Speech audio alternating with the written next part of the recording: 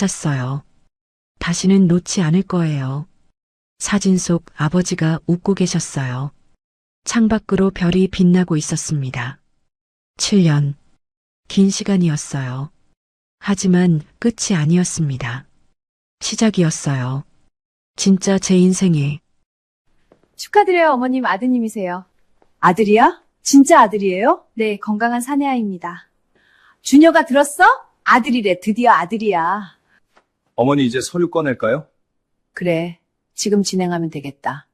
여보, 보여줄 게 있어. 그게 뭔데? 읽어봐. 어머니가 원하셔.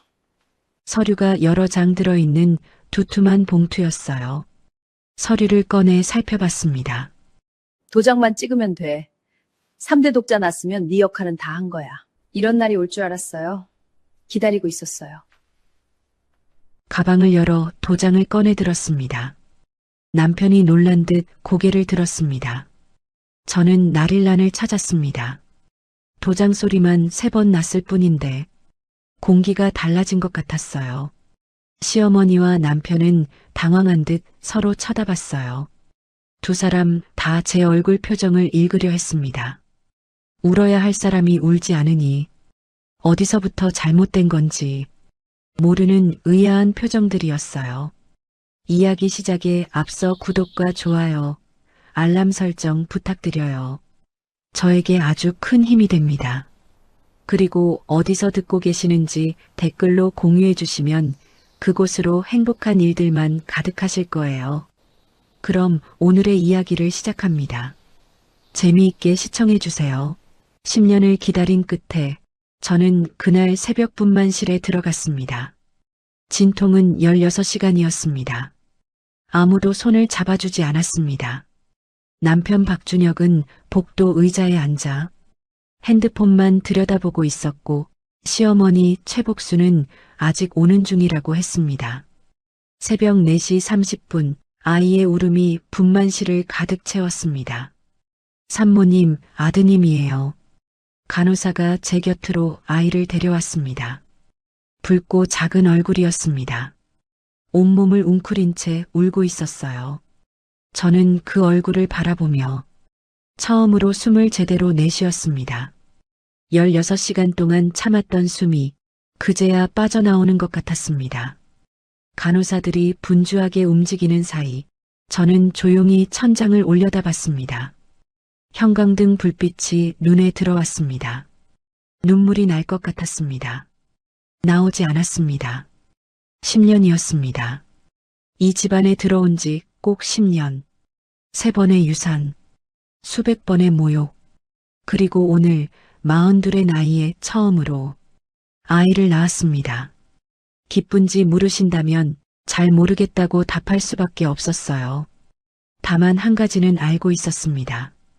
오늘 이후로 무언가가 끝날 것이라는 걸요. 병실 문이 열린 건 아침 7시였습니다.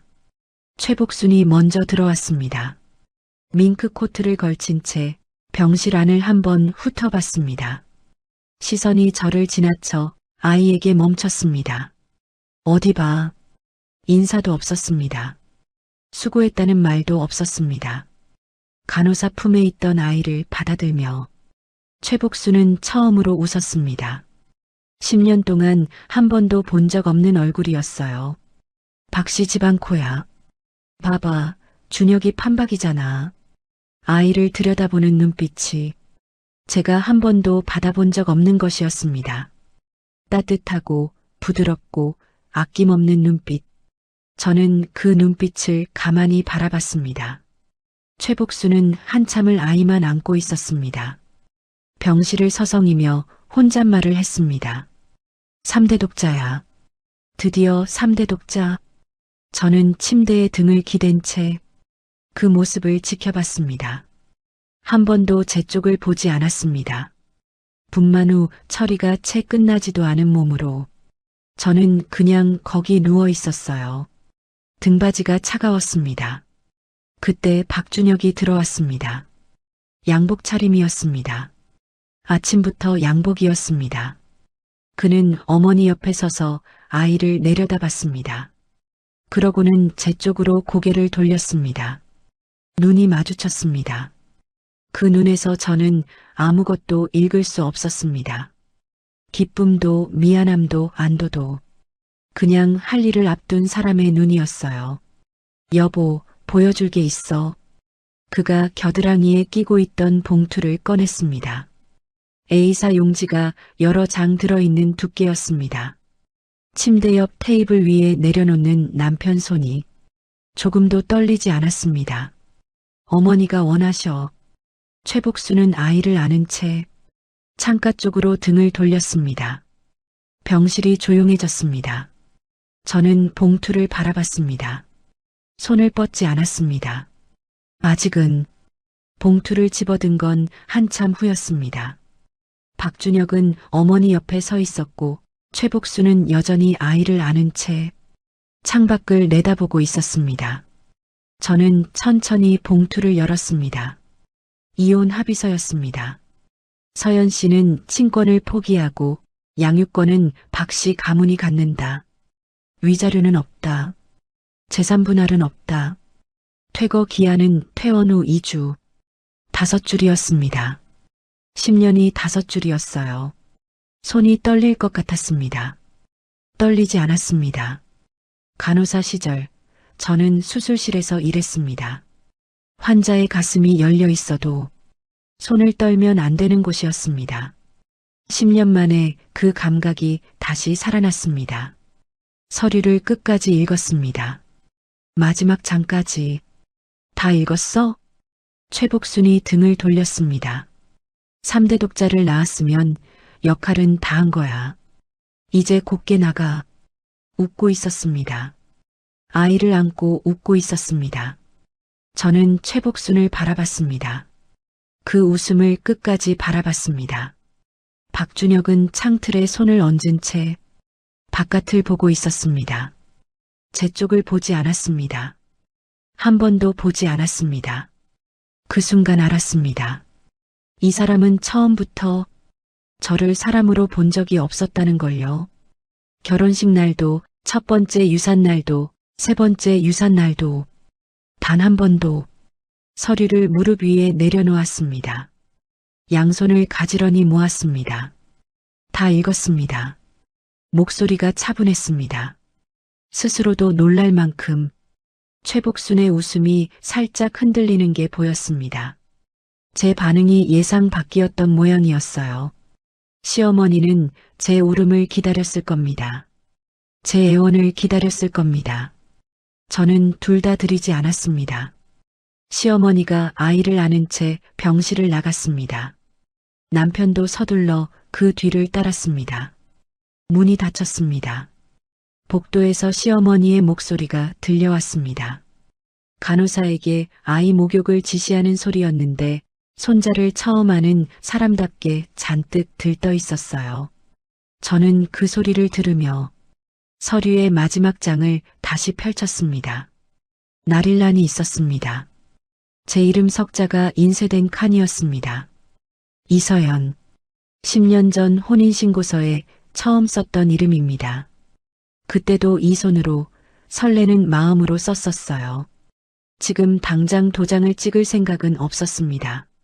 서류를 접어 봉투에 넣고 침대 옆 가방 안쪽에 조용히 밀어 넣었습니다. 분만 후 처음 보는 아침 햇살이 창문으로 비껴 들어오고 있었습니다. 10년이었습니다. 이 집안에 들어온 지 꼭 10년. 저는 그동안 단 한 번도 제가 원하는 것을 먼저 말한 적이 없었습니다. 참으면 된다고 생각했습니다. 버티면 달라질 거라고 생각했어요. 달라지지 않았습니다. 그러니 이제는 제가 움직일 차례였습니다. 조용히 그리고 끝까지 저는 울지 않았습니다. 10년 전으로 돌아봅니다. 제가 박준혁과 결혼한 건 32살 봄이었습니다. 대학병원 수술실에서 일한 지 7년째 되던 해였어요. 결혼식 다음 날이었습니다. 시어머니가 거실 소파에 앉아 차를 마시고 있었습니다. 저를 보더니 옆자리를 가리켰습니다. 앉아봐. 시어머니는 찻잔을 내려놓으며 서류 한 장을 테이블 위에 밀었습니다. 사직서였습니다. 제 이름이 이미 인쇄되어 있었어요. 3대 독자 집안 며느리가 병원을 들락거리면 보기 안 좋아. 살림에 집중해. 저는 그 서류를 바라봤습니다. 7년이었습니다. 의대 진학을 포기하고 간호대를 선택한 것도, 장학금을 받으며 버텨온 것도, 수술실 수석으로 발령받던 날 혼자 울었던 것도 전부 7년이었어요. 시어머니는 이미 찻잔을 다시 들었습니다. 제 대답을 기다리는 사람의 자세가 아니었습니다. 저는 서류를 집어들었습니다. 그날 저녁 남편에게 말했습니다. 여보, 나 병원 그만둬야 해? 남편은 리모컨을 들고 채널을 돌리며 대답했습니다. 어머니가 오라. 당신도 알잖아. 그게 끝이었습니다. 그게 전부였어요. 다음 날 저는 병원에 사직서를 냈습니다. 7년을 접는데 걸린 시간은 단 하루였습니다. 그때 저는 몰랐습니다. 그게 시작이라는 걸요. 잃어버리는 것들의 시작. 결혼한 지 2년째 되던 가을이었습니다. 시어머니의 전화는 매달 왔습니다. 아직도 소식 없어? 그게 인사였습니다. 안부가 아니었어요. 임신 소식을 들은 건 산부인과 진료실에서였습니다. 작은 심장 소리를 처음 들었을 때 저는 손으로 입을 막았습니다. 집에 돌아와 남편에게 말했습니다. 남편은 저보다 먼저 어머니에게 전화를 했습니다. 그로부터 3달 후였습니다. 병원 복도 의자에 혼자 앉아 있었습니다. 차가운 의자였습니다. 의사가 나오더니 차트를 들여다보며 말했습니다. 계류유산입니다. 오늘 처치 들어가야 해요. 남편은 오지 않았습니다. 회사 일이 바쁘다고 했습니다. 저는 혼자 동의서에 서명했습니다. 간호사 출신이라 서식의 빈칸을 어디에 채워야 하는지 누구보다 잘 알고 있었어요. 처치가 끝나고 복도 의자에 다시 앉았습니다. 링거 바늘 자국이 손등에 남아 있었습니다. 전화기가 울렸습니다. 시어머니였습니다. 어떻게 됐어? 죄송해요, 어머님. 즉, 몸 관리를 어떻게 한 거야? 전화가 끊겼습니다. 저는 복도 의자에 앉아 형광등을 올려다봤습니다. 눈이 시렸어요. 2번째는 겨울이었습니다. 병원 주차장에서 혼자 택시를 잡았습니다. 눈이 내리고 있었어요. 택시 기사가 어디 가냐고 물었습니다. 저는 주소를 말하다가 잠깐 멈췄습니다. 집이라고 불러야 하는지 잘 모르겠는 곳이었습니다. 3번째는 봄이었습니다. 하필이면 벚꽃이 피는 날이었어요. 병원에서 나오는데 벚꽃잎이 바람에 날렸습니다. 예쁜 날이었습니다. 그게 더 서러웠습니다. 3번 모두 남편은 오지 않았습니다. 시어머니는 전화만 했습니다. 그리고 매번 같은 말이었어요. 몸 관리를 어떻게 한 거야? 저는 그 말을 3번 들었습니다. 3번 모두 아무 말도 하지 않았습니다. 할 말이 없어서가 아니었습니다. 이 집안에서 제 말이 한 번도 닿은 적이 없었으니까요. 3번째 유산 후 3달이 지났을 때였습니다. 시어머니가 주말 가족 식사를 불렀습니다. 시아버지 제삿날 이후 처음 있는 자리였어요. 저는 새벽 6시부터 일어났습니다. 갈비찜을 올리고 잡채를 볶고 전을 부쳤습니다. 시어머니가 좋아하는 것들로만 차렸습니다. 어른들이 하나둘 자리를 잡는 동안 저는 빈 그릇을 채우며 식탁을 오갔습니다. 앉으라는 말이 없었습니다. 음식이 다 오르고 나서야 저는 가장 끝자리에 조용히 앉았습니다. 시어머니의 시누이가 젓가락을 들며 물었습니다. 복순 씨, 며느리는 아직 소식이 없어? 시어머니가 갈비찜을 집으며 말했습니다. 3번이나 아이를 잃었으니 뭔가 문제가 있는 게 아니야? 아들을 못 낳으면 소용없어. 무당도 그러던데 내 사주가 이 집안 앞을 가로막는데 3대 독자 집안에 우리 준혁이가 불쌍하지. 식탁이 조용해졌습니다. 저는 밥 한 술을 입에 넣었습니다. 삼키는데 한참이 걸렸어요. 남편이 제 옆에 앉아 있었습니다. 분명히 들었을 겁니다. 그 말을 듣고도 고개를 숙인 채 국만 떴습니다. 저는 그 옆모습을 잠깐 바라봤습니다. 그리고 시선을 내렸습니다. 식사가 끝났습니다. 저는 상을 치우고 설거지를 했습니다. 뜨거운 물에 손을 담근 채 그릇을 닦았습니다. 아무도 수고했다고 하지 않았습니다. 집으로 돌아오는 차 안은 조용했습니다. 남편은 라디오를 틀었습니다. 트로트가 흘러나왔습니다. 창밖으로 가로등이 하나씩 지나쳤습니다. 그날 밤 저는 욕실 문을 잠갔습니다. 수도꼭지를 틀어놓고 변기 뚜껑 위에 앉았습니다. 소리 없이 울었습니다. 3번의 유산을 버티는 동안에도 울지 않았는데 그날은 이상하게 눈물이 멈추질 않았어요. 갈비찜 냄새가 아직 손에 배어 있었습니다. 그게 더 서러웠습니다. 그렇게 10년이 흘렀습니다. 매년 봄이 오면 시어머니의 전화가 먼저 왔습니다. 아직도 소식 없어? 그게 봄 인사였습니다. 명절마다 저는 새벽부터 일어났습니다. 가장 먼저 일어나고 가장 늦게 앉고 가장 마지막에 집으로 돌아왔습니다. 남편은 그 10년 동안 제 편을 든 적이 단 한 번도 없었습니다. 제 이름을 불러준 적도 거의 없었어요. 저는 그 집안에서 이름이 없는 사람이었습니다. 며느리였고 아내였고 아들을 낳아야 하는 몸이었습니다. 어느 날 밤이었습니다. 남편이 서재에서 전화를 하고 있었습니다. 목소리를 낮추고 속삭이듯 무심코 지나치려다 발이 멈췄습니다. 어머니, 명의는 그쪽으로 넘기면 되죠? 서연이는 몰라도 돼요. 저는 복도에 서서 그 목소리를 끝까지 들었습니다. 심장이 빠르게 뛰었습니다. 그런데 이상하게도 손은 떨리지 않았어요. 간호사로 일할 때 응급 환자가 들어오면 심장이 빠르게 뛰어도 손만큼은 떨지 않는 법을 배웠습니다. 그 감각이 그날 밤 다시 살아났습니다. 저는 조용히 안방으로 돌아왔습니다. 불을 끄고 누웠습니다. 천장을 바라봤습니다. 10년을 참아온 게 아니었습니다. 10년을 버텨온 것도 아니었어요. 저는 10년 동안 이 집안을 똑똑히 보고 있었던 겁니다. 눈을 감았습니다.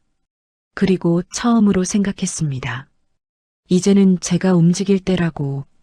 남편의 수상한 전화를 들은 날 이후 저는 이 집안을 다르게 보기 시작했습니다. 달라진 건 없었습니다. 아침에 일어나 밥을 했고 빨래를 돌렸고 남편이 퇴근하면 저녁을 차렸습니다. 다만 눈이 달라졌습니다. 어느 토요일 오전이었습니다. 남편이 골프를 나간 사이 서재 청소를 하러 들어갔습니다. 책상 서랍이 반쯤 열려 있었습니다. 평소엔 잠겨있던 서랍이었어요. 별 생각 없이 닫으려다 손이 멈췄습니다. 서류 봉투가 보였습니다. 꺼내 펼쳤습니다. 건물 하나가 시어머니 이름으로 통째로 넘어가 있었습니다. 강남에 있는 건물이었어요. 날짜를 확인했습니다. 손이 멈췄습니다. 3년 전 그날이었습니다. 제가 2번째 아이를 잃고 병원 복도에 혼자 앉아있던 바로 그날. 남편은 병원에 오지 않았습니다. 회사 일이 바쁘다고 했습니다. 그날 남편은 여기 서명을 하고 있었던 겁니다. 저는 서류를 한참 바라봤습니다. 분노가 올라올 것 같았습니다. 올라오지 않았습니다. 그보다 더 차가운 무언가가 가슴 한가운데를 채웠어요. 서류를 원래대로 접었습니다. 봉투에 넣고 서랍에 밀어 넣었습니다. 반쯤 열린 채로 처음 그대로, 그리고 청소를 계속했습니다. 창문을 닫고 책상을 닫고 바닥에 떨어진 종이 한 장을 집어 휴지통에 버렸습니다. 남편이 돌아왔을 때 서재는 깨끗하게 정돈되어 있었습니다. 저는 주방에서 저녁을 하고 있었습니다. 청소했어? 응, 좀 지저분한 것 같아서. 남편은 서재로 들어가 서랍을 닫는 소리를 냈습니다. 저는 아무 말도 하지 않았습니다. 냄비 속 국물을 한 번 저었습니다. 그 집안에서 건물이 넘어가는 동안 저는 병원 복도에 혼자 앉아 있었습니다. 그 사실이 머릿속을 떠나지 않았어요. 그 일이 있고 나서 저는 눈을 더 크게 뜨기 시작했습니다. 시어머니가 우리 집에 오는 날이면 반드시 남편과 서재에 들어가 문을 닫았습니다. 오래전부터 있던 일이었는데 그 전까지는 그냥 지나쳤어요. 어느 날 시어머니가 다녀간 직후였습니다. 현관 소리가 나고 집이 조용해졌습니다. 식탁을 닦으러 갔다가 봉투 하나가 놓여 있는 걸 발견했습니다. 남편이 급히 나가면서 두고 간 것이었어요. 꺼내 펼쳤습니다. 경기도 어딘가의 땅이었습니다. 넓은 땅이었어요. 파는 사람은 남편이었고 사는 사람은 시어머니였습니다. 가격이 눈에 들어왔습니다. 이상했습니다. 그 넓이에 그 가격이면 말이 되지 않았습니다. 간호사로 일하면서 병원 재정 서류를 옆에서 지켜봐온 눈이었습니다.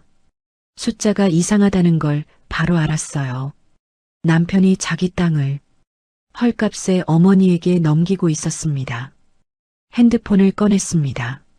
서류를 한 장씩 펼쳐 사진을 찍었습니다. 흔들리지 않게 또렷하게 봉투를 원래대로 접어 식탁 위에 올려놓았습니다. 저녁에 남편이 돌아왔습니다.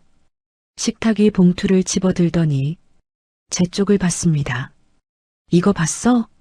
저는 국을 끓이며 대답했습니다. 아니, 거기 있길래 그냥 뒀어. 남편은 잠깐 저를 바라봤습니다. 그러고는 아무 말 없이 서재로 들어갔습니다. 저는 가스불을 줄였습니다. 그날 밤 저는 사진들을 다시 확인했습니다. 또렷했습니다.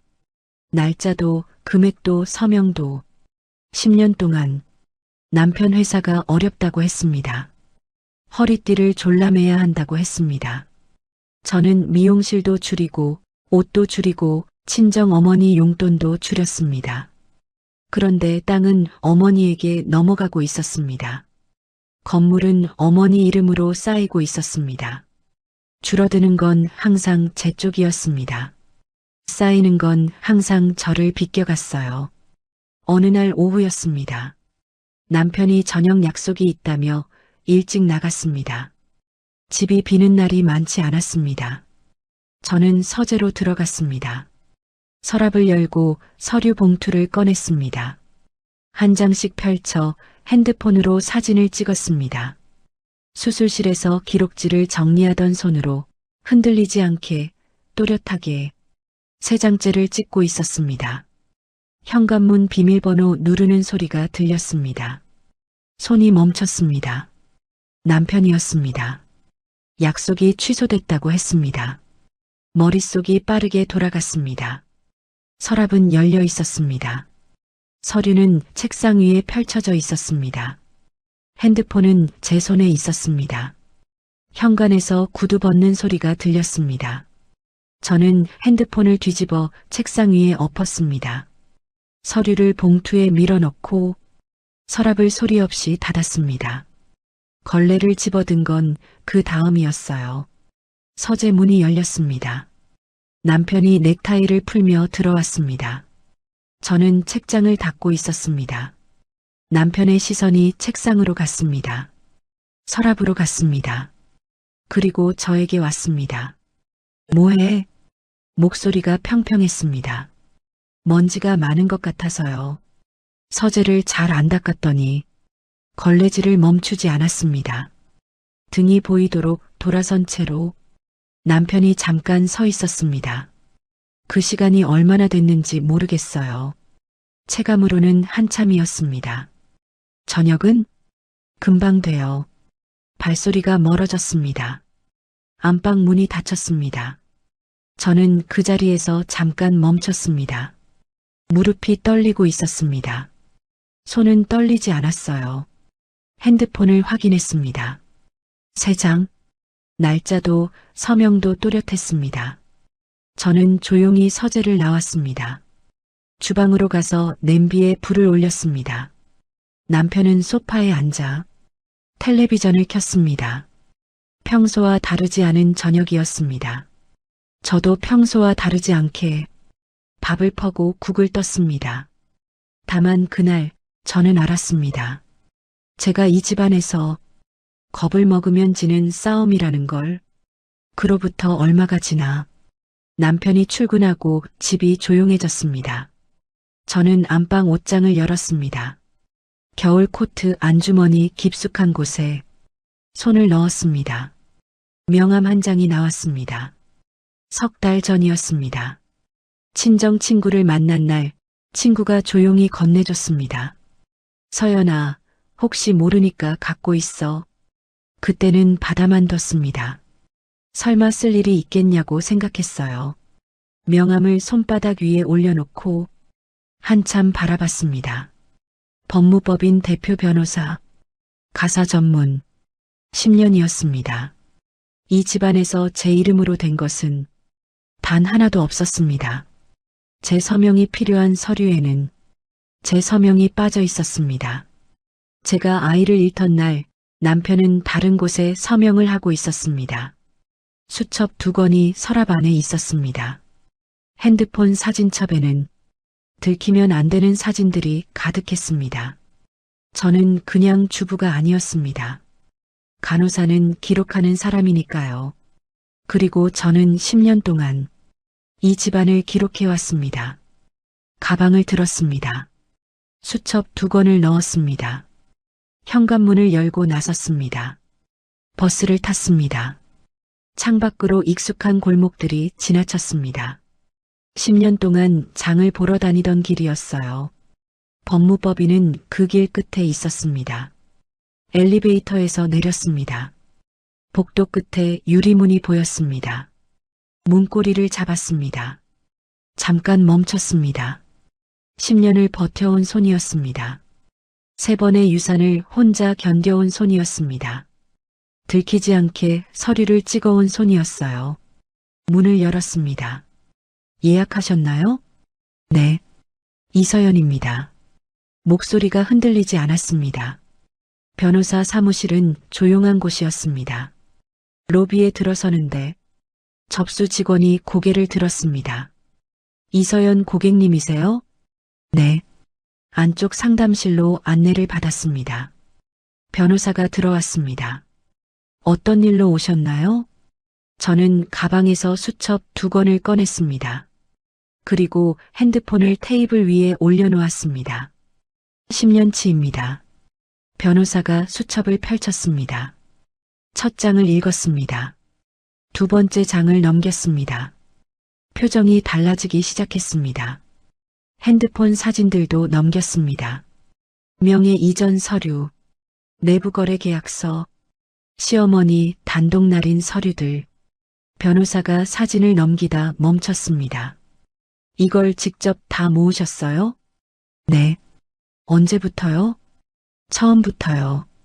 기록하는 게 습관이라서요. 간호사 출신이라.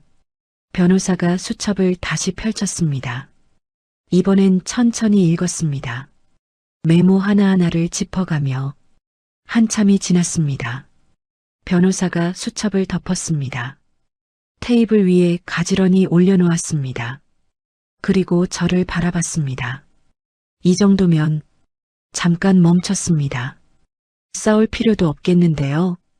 저는 아무 말도 하지 않았습니다. 변호사가 말을 이었습니다. 재산분할 청구, 위자료, 유책 배우자 입증. 이 자료면 3가지 다 됩니다. 상대방이 버틸 수가 없어요. 저는 그 말을 들으며 테이블 위 수첩을 바라봤습니다. 10년이었습니다. 모욕을 참고 유산을 버티고 들키지 않게 기록해온 10년. 그게 지금 이 테이블 위에 수첩 2권으로 놓여 있었습니다. 언제 시작하시겠어요? 저는 잠깐 창밖을 봤습니다. 배가 많이 불러 있었습니다. 출산 예정일이 2달 남았을 때였어요. 아이를 낳고 나서요. 변호사가 고개를 끄덕였습니다. 사무실을 나오는데 복도 유리창으로 햇살이 들어오고 있었습니다. 눈이 부셨습니다. 처음으로 끝이 보이는 것 같았어요. 변호사 사무실을 나온 다음 날이었습니다. 저는 혼자 은행에 갔습니다. 남편과 함께 쓰던 공동 통장이 있었습니다. 결혼하고 처음 만든 통장이었어요. 창구 직원이 물었습니다. 어떻게 오셨어요? 통장 하나 새로 만들려고요. 서류를 작성했습니다. 도장을 찍었습니다. 새 통장이 나왔습니다. 제 이름만 적힌 통장이었습니다. 이서연. 결혼하고 처음으로 제 이름만 들어간 통장이었어요. 창구를 나오려는데 입구 쪽에서 인기척이 났습니다. 고개를 들었습니다. 시어머니였습니다. 가슴이 철렁했습니다. 시어머니도 저를 봤습니다. 눈이 마주쳤습니다. 시어머니가 먼저 걸어왔습니다. 여기 웬일이야? 볼 일이 좀 있어서요, 어머님. 시어머니의 시선이 제 손으로 내려왔습니다. 새 통장을 들고 있었습니다. 그게 뭐야? 저는 통장을 가방에 넣었습니다. 서두르지 않았습니다. 적금 하나 들었어요. 애 낳으면 돈이 많이 들 것 같아서요. 시어머니가 잠깐 저를 바라봤습니다. 뭔가 더 물어볼 것 같았어요. 저는 먼저 말했습니다. 어머님은 무슨 일로 오셨어요? 시어머니의 시선이 흔들렸습니다. 그러고는 못마땅한 얼굴로 창구 쪽을 향해 걸어갔습니다. 나도 볼 일 있어. 저는 은행을 나왔습니다. 바깥 공기가 찼습니다. 배가 묵직했습니다. 출산 예정일이 1달 남은 몸이었어요. 걸으면서 손이 떨리는 걸 느꼈습니다. 은행 안에서는 몰랐는데 나오고 나서야 알았어요. 시어머니 눈을 보면서도 흔들리지 않았다고 생각했는데 벤치에 잠깐 앉았습니다. 배 위에 손을 얹었습니다. 괜찮았습니다. 다 괜찮았어요. 저는 자리에서 일어났습니다. 가방 안쪽에 새 통장이 있었습니다. 제 이름만 들어간 통장이 발걸음이 처음보다 가벼웠습니다. 그 무렵부터 남편이 달라졌습니다. 야근이 잦아진 건 예전부터였습니다. 그런데 그 무렵부터는 뭔가 달랐어요. 들어오면 샤워부터 했습니다. 밥을 먹지 않았습니다. 핸드폰을 항상 뒤집어 놓았습니다. 저는 모른 척 했습니다. 모른 척 하는 게 편했으니까요. 어느 날 밤이었습니다. 남편이 잠든 후 거실에 나왔습니다. 물을 한 잔 마시려고 했는데 테이블 위에 남편 핸드폰이 있었습니다. 뒤집어 놓은 채였어요. 저는 물컵을 들고 그 옆에 잠깐 서 있었습니다. 열어볼 생각은 없었습니다. 그런데 손이 먼저 움직였어요. 비밀번호는 결혼기념일이었습니다. 한 번도 바꾼 적 없는 번호. 잠금이 풀렸습니다. 모르는 번호의 메시지였습니다. 저장되지 않은 번호. 첫 줄을 읽었습니다. 핸드폰을 덮었습니다. 원래 자리에 뒤집어 놓았습니다. 처음 그대로 물을 다 마셨습니다. 컵을 싱크대에 내려놓았습니다. 가슴이 아플 것 같았습니다. 그런데 아프지 않았어요. 그게 더 이상했습니다. 10년을 함께 산 사람인데 배신감보다 먼저 든 생각이 이제 됐다였으니까요. 안방으로 돌아왔습니다. 남편이 자고 있었습니다. 규칙적인 숨소리였습니다. 아무것도 모르는 사람의 숨소리. 저는 그 옆에 누웠습니다. 천장을 바라봤습니다. 이걸 정말 해야 하나 라는 생각이 들었습니다. 딱 한 번 들었습니다. 그리고 사라졌어요. 10년 동안 단 한 번도 제가 원하는 것을 먼저 말한 적이 없었습니다. 참으면 달라질 거라고 생각했습니다. 버티면 나아질 거라고 생각했어요. 나아지지 않았습니다. 달라진 건 저였습니다. 10년 동안 조금씩 소리 없이 배 위에 손을 얹었습니다. 아이가 발을 찼습니다. 저는 그 감각을 느끼며 눈을 감았습니다. 더 이상 흔들리지 않았습니다. 출산 예정일 사흘 전 새벽이었습니다. 배가 당기는 느낌에 눈이 떠졌습니다. 진통은 아니었습니다. 그냥 묵직한 느낌이었어요. 남편은 자고 있었습니다. 저는 조용히 일어나 옷장을 열었습니다. 미리 싸둔 출산 가방이 있었습니다. 겉으로 보기엔 평범한 가방이었습니다. 속옷, 수유 패드, 세면도구. 그런데 가방 안쪽 지퍼 주머니에는 다른 것들이 들어 있었습니다. 변호사와 주고받은 서류, 수첩 2권, 핸드폰 사진을 뽑아둔 인화지 묶음. 저는 지퍼를 열어 서류들을 한번 확인했습니다. 다 있었습니다. 지퍼를 닫았습니다. 그때였습니다. 아랫배가 조여드는 느낌이 왔습니다. 이번엔 달랐어요. 시계를 봤습니다. 새벽 2시 10분이었습니다. 진통이었습니다. 저는 가방을 어깨에 걸었습니다. 남편을 깨웠습니다. 여보, 병원 가야 할 것 같아. 남편이 눈을 떴습니다. 잠이 덜 깬 얼굴로 핸드폰부터 확인했습니다. 저는 그 모습을 바라봤습니다. 아무 말도 하지 않았습니다. 병원으로 가는 차 안은 조용했습니다. 새벽 도로에 차가 없었습니다. 가로등 불빛이 창문을 스쳐 지나갔습니다. 가방이 무릎 위에 있었습니다. 안쪽에 서류들이 들어 있었습니다. 준비는 끝나 있었습니다. 이제 출산만 잘하면 됩니다. 출산 다음 날 오전이었습니다. 저는 병실 침대에 기대어 앉아 있었습니다. 몸이 무거웠습니다. 16시간의 진통이 아직 남아있는 것 같았어요. 아이는 신생아실에 있었습니다. 시어머니가 간호사에게 따로 부탁을 해뒀다고 했습니다. 면회 시간을 자기 마음대로 정해뒀다는 얘기를 간호사에게 전해 들었습니다. 저는 그 말을 듣고 아무 말도 하지 않았습니다. 창밖으로 햇살이 들어오고 있었습니다. 좋은 날씨였어요. 11시쯤이었습니다. 병실 문이 열렸습니다. 최복순이 먼저 들어왔습니다.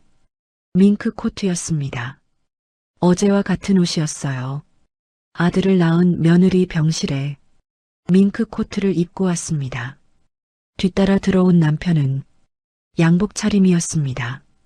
넥타이까지 맸습니다. 두 사람 다 손에 아무것도 들지 않았습니다. 꽃 한 송이도, 과일 한 봉지도. 최복순이 병실을 둘러봤습니다. 침대 맡 테이블 위에 간호사가 두고 간 물컵이 있었습니다. 그게 전부였어요. 혼자 있었어? 네, 어머님. 최복순이 남편을 봤습니다. 남편이 가방에서 봉투를 꺼냈습니다. 어제 본 봉투였습니다. 같은 봉투였어요. 남편이 침대 옆 테이블 위에 봉투를 내려놓았습니다. 저는 그 봉투를 바라봤습니다. 어제는 먼저 손을 뻗지 않았습니다. 오늘도 먼저 손을 뻗지 않았습니다. 최복순이 의자를 당겨 앉았습니다. 다리를 꼬았습니다.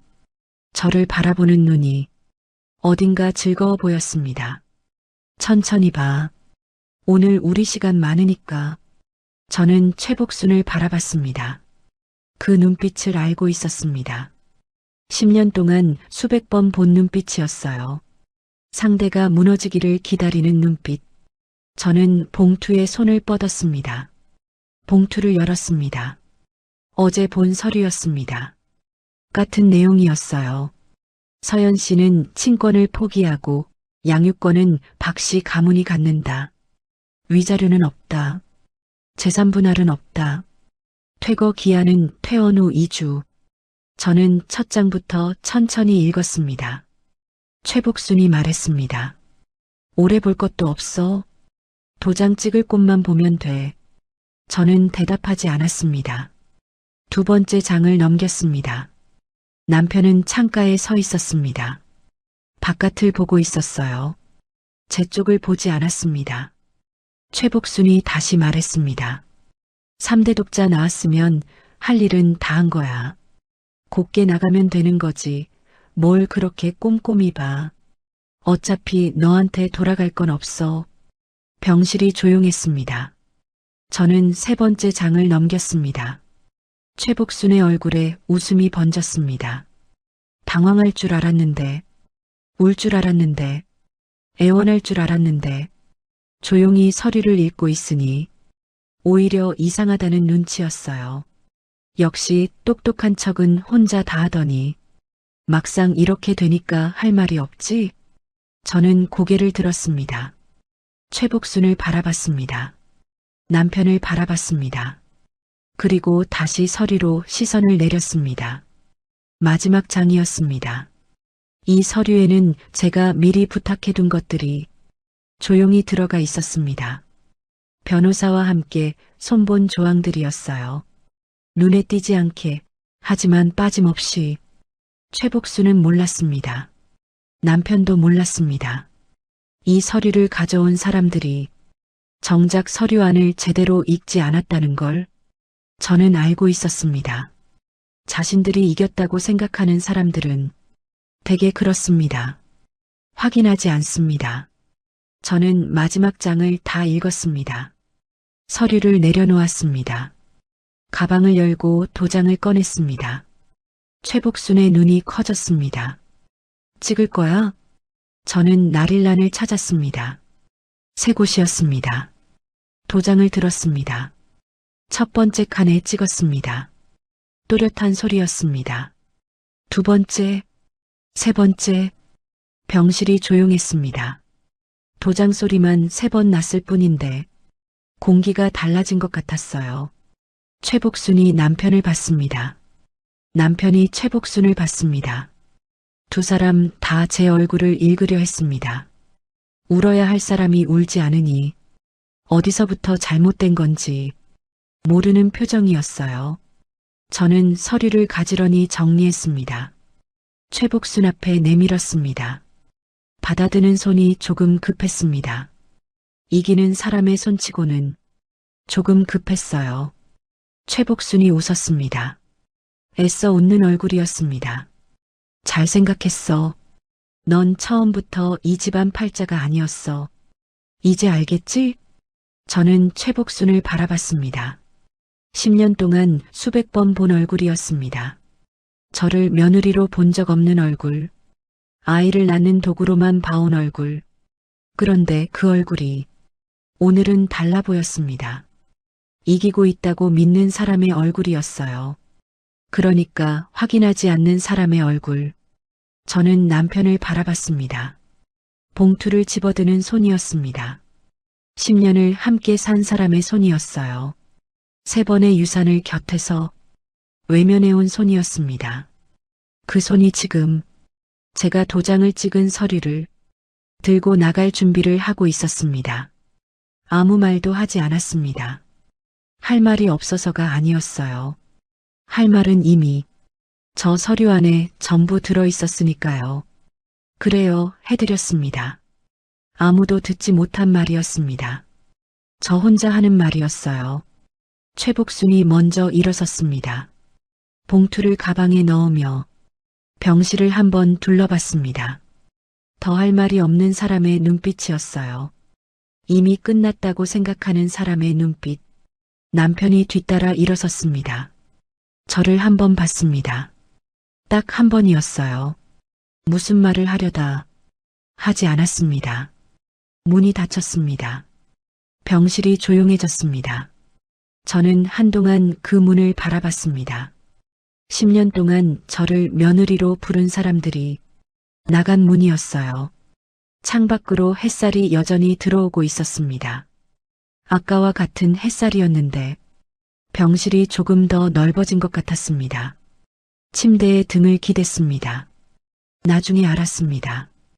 그날 남편이 병실에 들어오기 직전까지 복도에서 통화를 하고 있었다는 걸요. 간호사가 나중에 슬쩍 얘기해 줬습니다. 병실 앞에서 한참을 서서 전화를 끊지 못하더라고. 그 상대가 누구였는지는 그때는 몰랐습니다. 짐작만 했어요. 그리고 그 여자가 이 모든 일의 시작이었다는 것도 한참 후에야 알았습니다. 눈을 감았습니다. 몸이 무거웠습니다. 출산 이틀째였으니까요. 그런데 이상하게도 마음은 가벼웠습니다. 그분들은 몰랐습니다.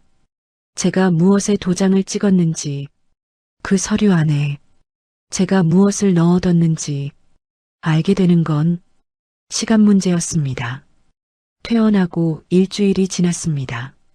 저는 친정에 있었습니다. 어머니가 방 하나를 비워줬어요. 아이 침대를 들여놓고 작은 짐들을 풀었습니다.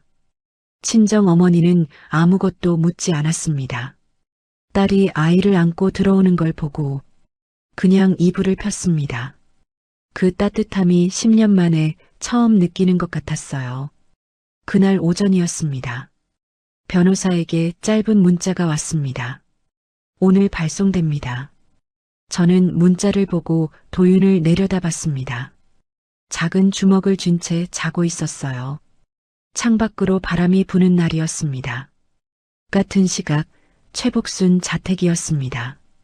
경비가 내용 증명 봉투를 들고 오자 최복순은 거실 소파에서 차를 마시다 무심코 봉투를 받아들었습니다. 발신인을 확인하는 순간 손이 멈췄습니다. 법무법인 이름이었습니다. 봉투를 뜯고 서류를 꺼내 첫 줄을 읽는 순간 최복순의 손에서 찻잔이 미끄러졌습니다. 찬물이 테이블 위로 번졌지만 닦을 생각을 하지 못했어요. 이서연이었습니다. 병실에서 도장을 찍던 며느리였습니다. 울지도 않고 애원하지도 않고 조용히 도장만 찍고 서류를 내밀던 그 며느리. 그때 잠깐 이상하다고 생각했습니다. 그냥 넘겼습니다. 서류를 끝까지 읽었습니다. 위자료 청구, 재산분할 청구, 회사 감사 착수 요청, 그리고 마지막 장에는 근거 자료 목록이 빼곡했습니다. 10년치 날짜별 메모, 명예 이전 서류 사진, 내부거래 계약서 사진, 무당 사례비 영수증, 이 집안에서 벌어진 일들이 전부 거기 있었습니다. 소파에 기대 있던 몸이 앞으로 쏠렸습니다. 서류를 쥔 손이 떨렸습니다.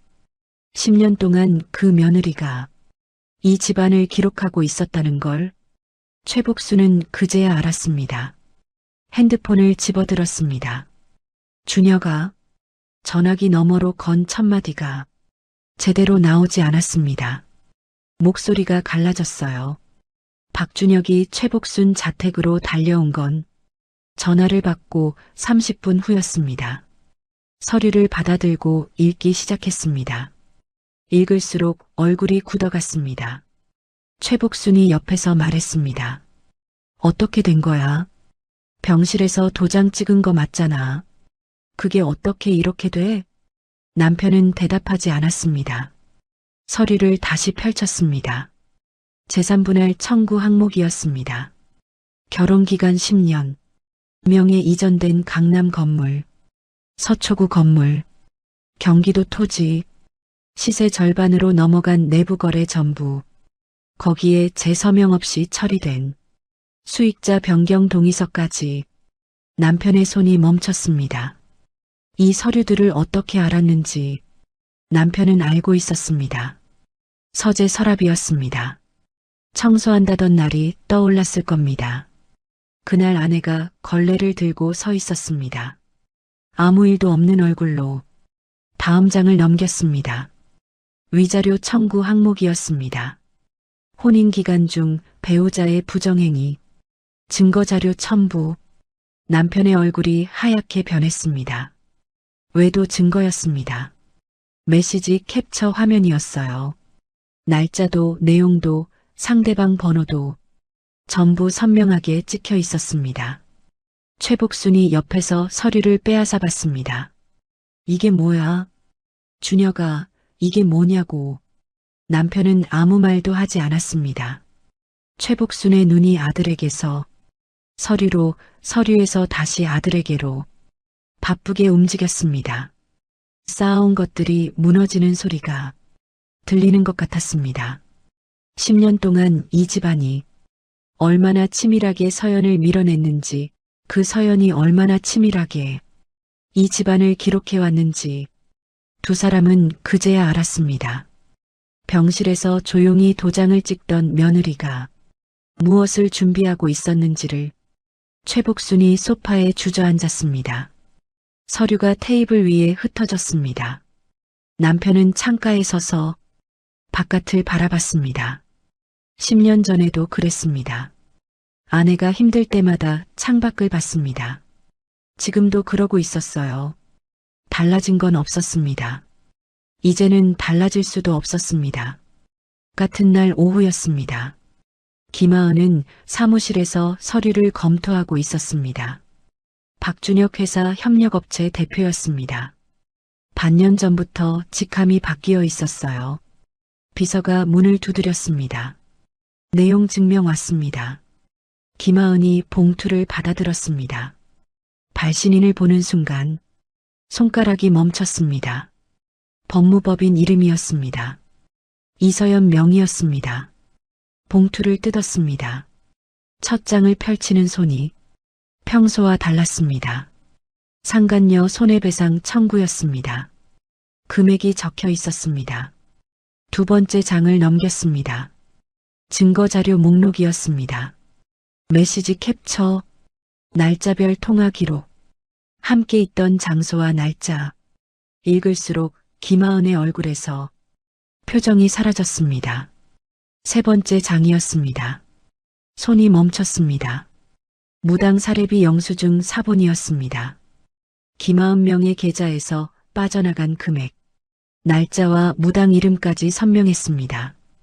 그 아래로 최복순과 주고받은 문자 내용이 날짜 순으로 정리돼 있었습니다. 서연 씨 사주 얘기했어요. 어머님 말씀대로 했습니다.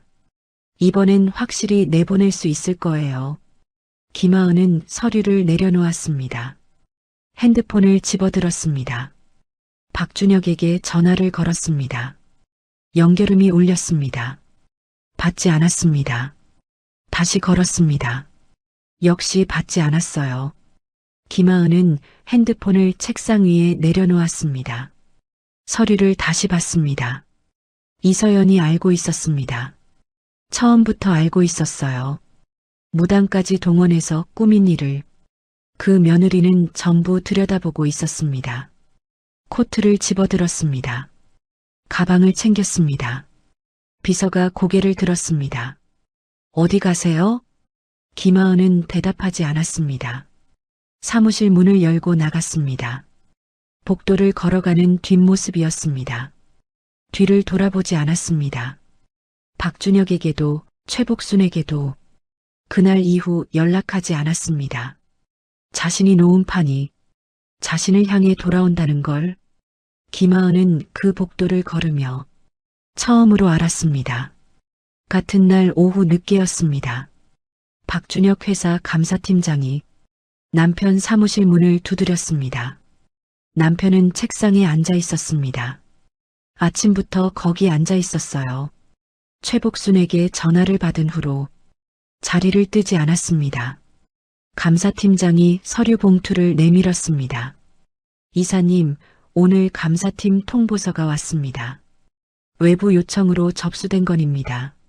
남편이 봉투를 받아들었습니다. 발신인을 보는 순간 손에 힘이 빠졌습니다. 법무법인 이름이었습니다. 오늘 하루에만 3번째였어요. 봉투를 열었습니다. 회사 내부거래 감사 착수 요청이었습니다. 첨부 자료 목록이 빼곡했습니다. 3년 전 강남 건물 명의 이전, 5년 전 내부거래 계약서, 시세 절반으로 처리된 토지 매각, 외부 공개를 금한다는 특약 사항까지 전부였습니다. 서재 서랍 안에 있던 것들이 전부 거기 있었습니다. 감사팀장이 말을 이었습니다. 이사님 개인 거래건도 포함돼 있어서요. 내일 오전까지 소명 자료 준비해 주셔야 합니다. 남편은 대답하지 않았습니다. 감사팀장이 나갔습니다. 문이 닫혔습니다. 사무실에 혼자 남았습니다. 책상 위에 서류들이 쌓여 있었습니다. 오전에 최복순에게서 받은 내용 증명, 방금 받은 감사 통보서, 남편은 그것들을 한참 바라봤습니다. 창밖으로 저녁 해가 지고 있었습니다. 10년 동안 이 창가에 서서 바깥을 바라봤습니다. 아내가 뭔가를 말하려 할 때마다 창밖을 봤습니다.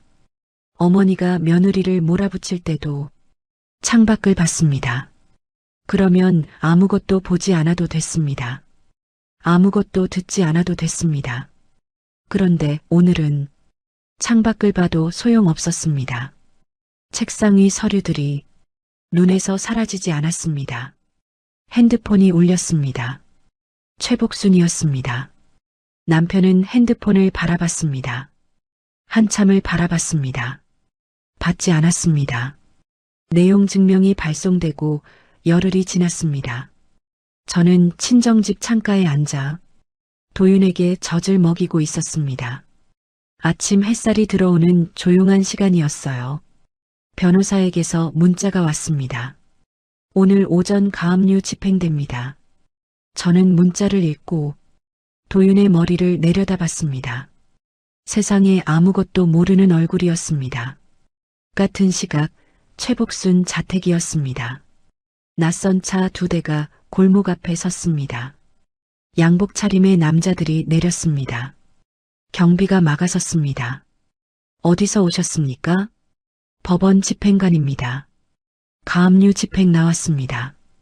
최복순이 거실에서 그 소리를 들었습니다.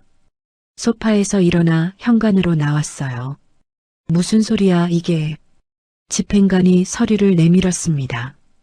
최복순이 서류를 받아드는 손이 눈에 띄게 떨렸습니다. 가압류 결정문이었습니다. 서초구 건물, 강남구 건물, 경기도 토지, 10년 동안 아들과 함께 이 지방 곳간에 차곡차곡 쌓아온 것들이었습니다. 집행관이 현관 기둥에 가압류 딱지를 붙이기 시작했습니다. 최복순이 그 손을 잡으려 했습니다. 잠깐만요. 이게 무슨... 어머님, 뒤에서 남편 목소리가 들렸습니다. 달려온 얼굴이었습니다. 그냥 두세요. 최복순이 아들을 바라봤습니다. 가압류 딱지가 하나씩 붙었습니다. 최복순은 그 자리에 서서 움직이지 못했습니다. 무당이 했던 말이 떠올랐습니다. 이 며느리 사주가 이 집안 3대 독자 앞을 가로막습니다. 아이를 낳으면 반드시 내보내야 합니다. 그러지 않으면 가문이 망합니다. 내보냈습니다. 아이를 낳자마자 내보냈습니다. 그런데 가문이 망하고 있었습니다. 며느리를 내보낸 다음에 최복순의 다리에 힘이 빠졌습니다. 현관벽에 손을 짚었습니다. 무당 말을 믿었습니다. 김하은 말을 믿었습니다. 그런데 그 무당을 데려온 김하은은 열흘 전부터 연락이 끊겼습니다. 전화를 받지 않았습니다. 문자도 없었어요. 최복순은 가압류 딱지가 붙은 현관 기둥을 한참 바라봤습니다. 10년 동안 쌓아온 것들이 지금 이 딱지 한 장으로 묶이고 있었습니다. 그로부터 사흘 후였습니다. 친정집 초인종이 울렸습니다. 친정어머니가 문을 열었다가 거실로 들어오셨습니다. 서연아, 김서방 왔다. 저는 도윤을 아는 채 소파에 앉아 있었습니다. 들어오라고 하세요. 친정어머니가 잠깐 저를 바라봤습니다. 그리고 아무 말 없이 안방으로 들어가셨어요. 남편이 거실로 들어왔습니다. 양복이 아니었습니다. 낡은 점퍼에 면바지였습니다. 면도도 제대로 하지 않은 얼굴이었어요. 10년 동안 한 번도 본 적 없는 모습이었습니다. 남편이 거실을 둘러봤습니다. 아이 침대가 한쪽에 있었고 빨래가 건조대에 걸려 있었습니다. 남편의 시선이 도윤에게 멈췄습니다. 저는 도윤을 더 가까이 당겼습니다. 의식하지 않은 행동이었어요. 남편이 맞은편 의자를 당겨 앉았습니다. 한동안 아무 말이 없었습니다. 그러다 남편이 입을 열었습니다. 어머니가 시킨 거였어. 병실 서류도 다 어머니가 준비한 거라고. 저는 아무 말도 하지 않았습니다. 남편이 말을 잇지 못했습니다. 그냥 어쩔 수 없었어. 어머니한테는 내가 어떻게 할 수가 없잖아. 저는 도윤의 등을 토닥였습니다. 남편을 보지 않았어요. 남편의 변명이 거실에 떠돌았습니다. 아무도 받아주지 않았습니다. 창밖에서 바람 소리가 들렸습니다. 남편이 다시 말했습니다. 내가 다 잘못한 건 아니잖아. 당신도 알잖아. 우리 집안이 어떤 집안인지. 저는 그제야 남편을 바라봤습니다. 10년 동안 창밖을 보던 사람이었습니다. 어머니 뒤에 서 있던 사람이었어요. 3번의 유산을 혼자 버티게 둔 사람이었습니다. 그 사람이 지금 어쩔 수 없었다고 하고 있었습니다. 저는 아무 말도 하지 않았습니다. 그 침묵이 길었습니다. 남편이 먼저 시선을 내렸습니다. 무릎 위에 올려놓은 손을 바라봤습니다. 변명이 통하지 않는다는 걸 그제야 알았을 겁니다. 한동안 거실이 조용했습니다. 남편이 무릎 위에 놓인 손을 바라보다가 천천히 바닥으로 내려왔습니다. 무릎을 꿇었습니다. 반성해서가 아니었습니다. 더 이상 버틸 수 없어서였어요. 변명이 통하지 않는다는 걸 알았을 때 그게 이 사람이 할 수 있는 마지막 행동이었습니다. 저는 그 모습을 바라봤습니다. 10년 동안 이 사람 앞에서 제가 무너지기를 얼마나 많이 참았는지 모릅니다. 욕실 문을 잠그고 울었습니다. 수도꼭지를 틀어놓고 소리를 죽였습니다. 그런데 지금 이 사람이 제 앞에 무릎을 꿇고 있었습니다. 아무것도 느껴지지 않았어요. 서연아, 남편이 고개를 들었습니다. 다시 시작할 수는 없어? 내가 잘못했어. 어머니한테도 당신한테도 다 잘못했어. 저는 도윤을 내려다봤습니다. 도윤이 제 품에서 작은 손을 허공에 올렸다 내리고 있었습니다. 이 아이는 몰랐습니다. 아버지가 지금 바닥에 무릎을 꿇고 있다는 것도 이 집안에서 무슨 일이 있었는지도 그냥 제 품이 따뜻해서 거기 있는 것뿐이었어요.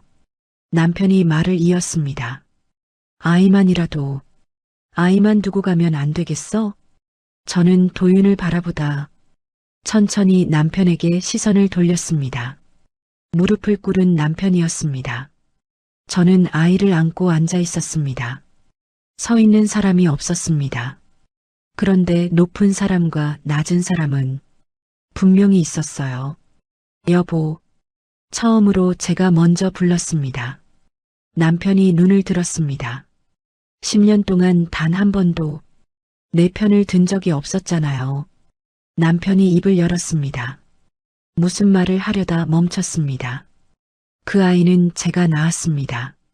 16시간을 혼자 버텨서 낳았습니다.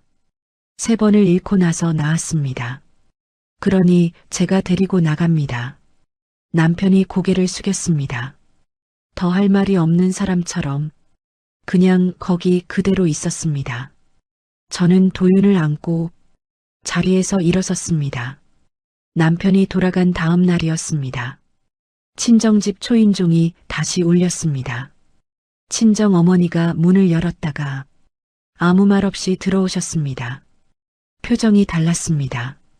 저는 도윤을 침대에 눕히고 거실로 나왔습니다. 최복순이었습니다. 밍크 코트가 아니었습니다. 수수한 검은 코트였어요. 머리도 평소와 달리 단정하지 않았습니다. 10년 동안 한 번도 본 적 없는 모습이었어요. 최복순이 거실로 들어왔습니다. 저는 소파에 앉았습니다.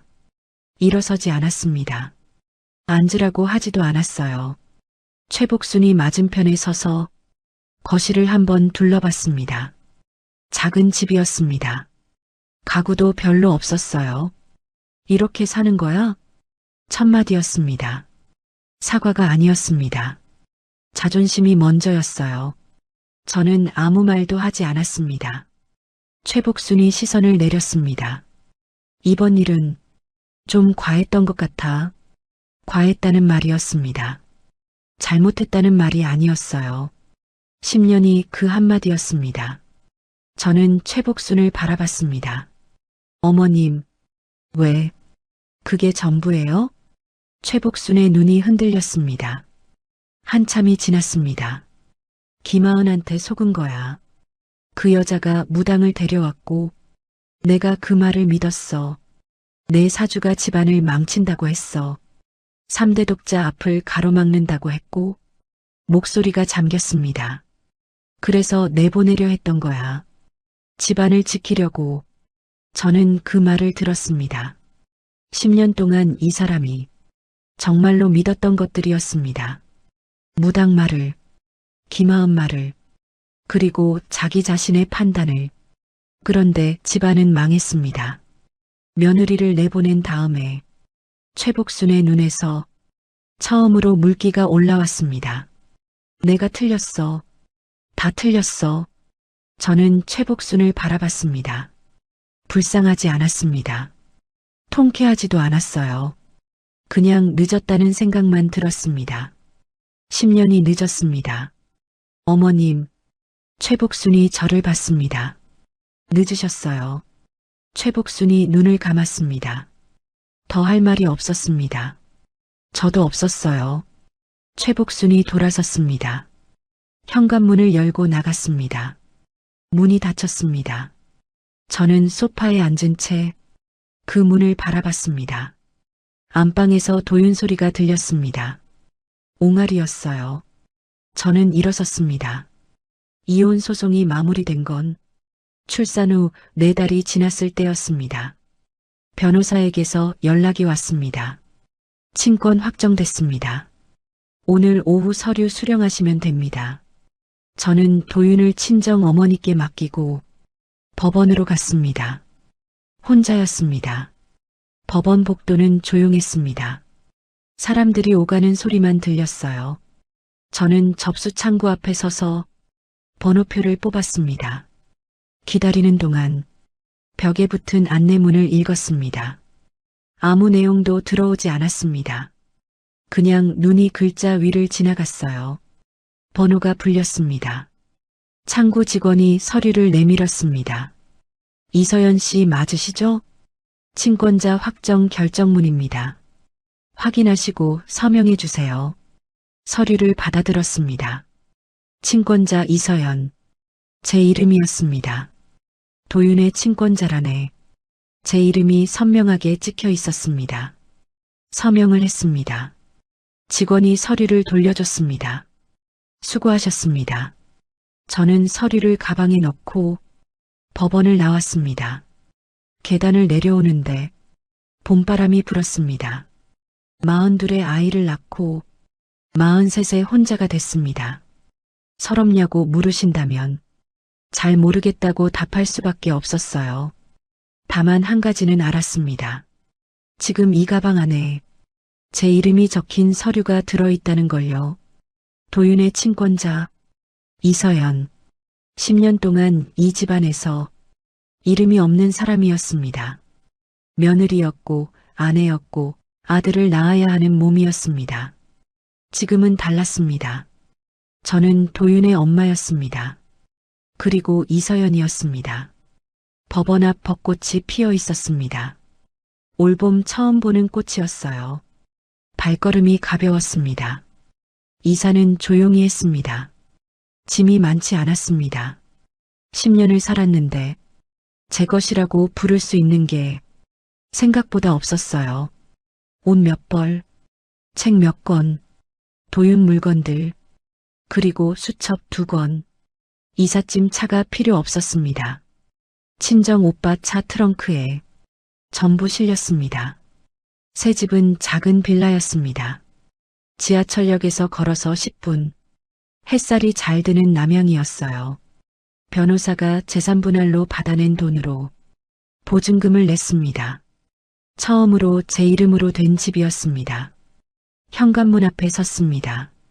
도윤을 한쪽 팔로 안고 열쇠를 꺼냈습니다. 문을 열었습니다. 텅 빈 공간이었습니다. 햇살이 마룻바닥 위로 길게 들어오고 있었어요. 저는 잠깐 그 자리에 서 있었습니다. 10년 동안 시어머니가 정해준 집에서 살았습니다. 시어머니가 고른 가구 위에 앉았습니다. 시어머니가 원하는 음식을 만들었습니다. 지금 이 빈 공간은 아무것도 정해진 게 없었습니다. 가구도 없었습니다. 커튼도 없었습니다. 누군가의 취향이 묻어 있는 것이 하나도 없었어요. 저는 안으로 들어갔습니다. 도윤을 마룻바닥에 조심스럽게 눕혔습니다. 포대기를 깔고 그 위에 도윤이 천장을 바라봤습니다. 새집 천장이었습니다. 아무 무늬도 없는 하얀 천장. 저도 그 옆에 앉아 천장을 올려다봤습니다. 조용했습니다. 바깥에서 새소리가 들렸습니다. 친정 오빠가 짐을 들고 들어왔습니다. 다 왔다. 이게 전부야? 응, 이게 전부야. 오빠가 짐을 내려놓으며 한번 집 안을 둘러봤습니다. 작다. 괜찮아. 우리 둘이면 충분해. 오빠가 아무 말 없이 도윤을 내려다봤습니다. 그러고는 코를 훌쩍였습니다. 저는 못 본 척했습니다. 오빠가 나가고 현관문이 닫혔습니다. 저와 도윤만 남았습니다. 이 집에서 처음 맞는 첫 번째 조용함이었습니다. 이사하고 며칠이 지났습니다. 변호사에게서 서류가 왔습니다. 출생신고 관련 서류였습니다. 도윤의 출생신고를 소송기간 동안 보류해뒀던 것이었어요. 서류를 펼쳤습니다. 이름란에는 이미 적혀 있었습니다. 박도윤, 성란이 있었습니다. 저는 거기서 손이 멈췄습니다. 박씨 집안, 3대 독자, 대를 이어야 한다는 집안, 3번의 유산을 혼자 버텼습니다. 16시간의 진통을 혼자 견뎠습니다. 그 집안에서 10년을 버텼습니다. 그런데 이 아이의 성은 아직 박이었습니다. 이 씨로 바꿀 수 있었습니다. 변호사도 가능하다고 했어요. 법원 허가를 받으면 됐습니다. 저는 서류를 내려놓았습니다. 도윤을 바라봤습니다. 도윤이 바닥에 누워 손가락을 입에 넣고 있었습니다.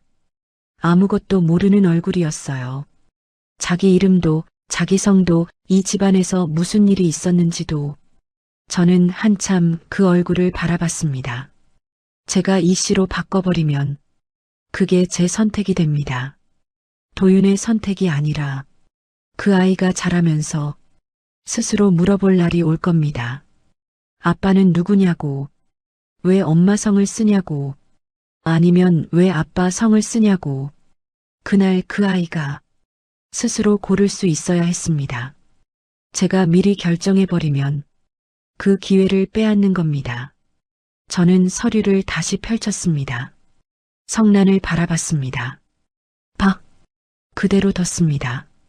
서류에 서명했습니다. 가장 단호한 선택이 때로는 기다림이라는 걸 그날 처음 알았습니다. 봉투에 서류를 넣고 책상 위에 올려놓았습니다. 도윤이 옹알이를 했습니다. 무슨 말인지 알 수 없는 소리였지만 기분이 좋아 보였어요. 저는 도윤 옆에 누웠습니다. 같은 눈높이로 그 얼굴을 바라봤습니다. 도윤아. 도윤이 제 쪽을 봤습니다. 내 성은 내가 고르면 돼. 엄마가 기다릴게. 도윤이 손을 뻗었습니다. 제 손가락을 잡았습니다. 작은 손이었습니다. 따뜻했어요. 그날 저녁이었습니다. 도윤을 재우려고 안았는데 잠이 들지 않았습니다. 눈을 말똥말똥 뜨고 저를 바라봤어요. 저도 도윤을 바라봤습니다. 창가로 갔습니다. 도윤을 안은 채로 창밖을 내다봤습니다. 새집 골목이었습니다. 가로등 불빛이 조용하게 내려앉고 있었어요. 도윤이 제 가슴에 얼굴을 묻었습니다. 그 온기가 전해지는 순간 10년이 한꺼번에 올라왔습니다. 수술실을 떠나던 날, 병원 복도에 혼자 앉아있던 3번의 겨울과 봄, 식탁 끝자리에서 밥을 삼키던 날들, 욕실 문을 잠그고 수도꼭지를 틀어놓던 밤들, 서재에서 들키지 않으려고 무릎을 떨던 그 오후, 그리고 병실에서 도장을 찍던 손, 그 모든 날들이 지금 이 창가에 서 있었습니다. 눈물이 났습니다. 참지 않았어요. 병실에서는 울지 않았습니다. 법원 복도에서도 울지 않았습니다. 10년 동안 욕실에서만 울었습니다. 들키지 않으려고, 약해 보이지 않으려고. 그런데 지금은 들킬 사람이 없었습니다. 도윤이 제 가슴에서 작은 숨을 쉬고 있었습니다. 저는 그 숨소리를 들으며 처음으로 소리 없이 울지 않았습니다. 그냥 울었어요. 한참이 지났습니다. 도윤이 잠들어 있었습니다. 저는 눈물을 닦고 창밖을 바라봤습니다. 가로등 불빛이 여전히 거기 있었습니다. 3대 독자를 낳은 날 저는 울지 않았습니다. 그 집안에서 나올 때도 울지 않았습니다. 아이를 위해서가 아니었습니다. 저를 위해서였습니다. 그리고 그게 결국 아이를 위한 일이었습니다. 도윤에게 이름 없이 사는 엄마를 보여주지 않아도 됐으니까요. 저는 도윤을 침대에 눕혔습니다. 작은 이불을 덮어줬습니다.